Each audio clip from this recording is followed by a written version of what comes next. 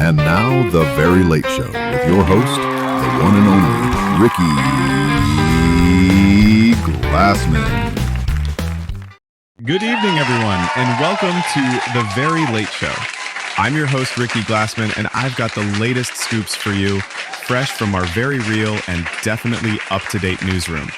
Let's start with tonight's first news. Some news from the Middle East. It's now been over 4 days without any incidents between Israel and Palestine.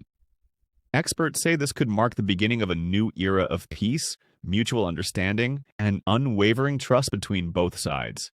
Analysts agree the conflict is probably over forever now. This centuries-old tension has finally been resolved, and everyone's now sharing hummus and Netflix accounts. Good news. We've just learned that Orpheus has finally managed to reunite with his beloved wife, Eurydice. As you may recall, after her tragic death, he bravely descended into the underworld to bring her back. After a few adventures, he was finally able to reach her. Now all that's left is for him to walk out of there with her, with just one simple condition. Don't look back at her. That's it.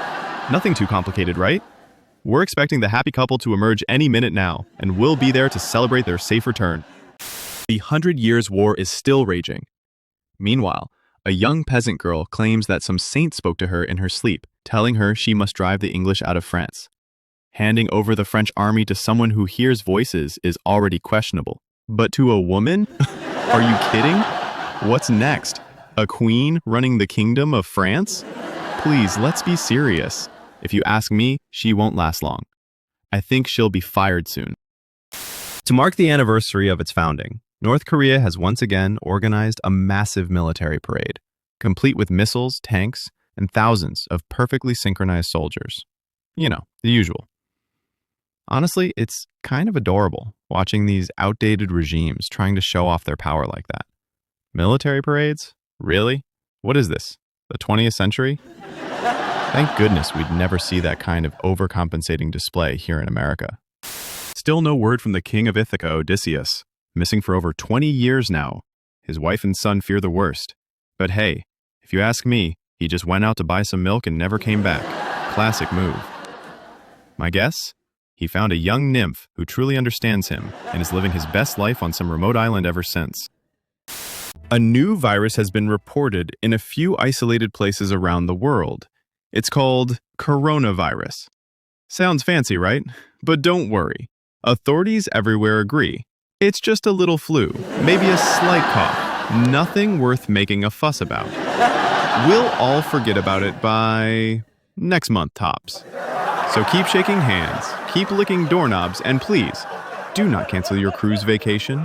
After all, when has underestimating a virus ever gone wrong? Computers. According to experts, when the clock will strike midnight on December 31st, 1999, computers might just stop working.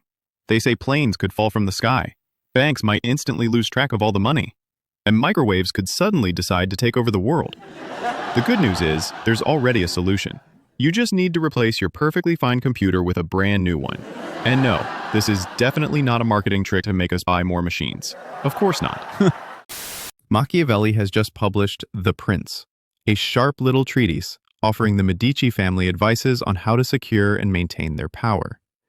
It's full of cunning strategies, ruthless politics, and a healthy dose of moral flexibility. If such ideas were ever taken seriously outside Florence, they could inspire some truly unscrupulous leaders and shape the way rulers govern for generations to come. But of course, that will never happen. Music now.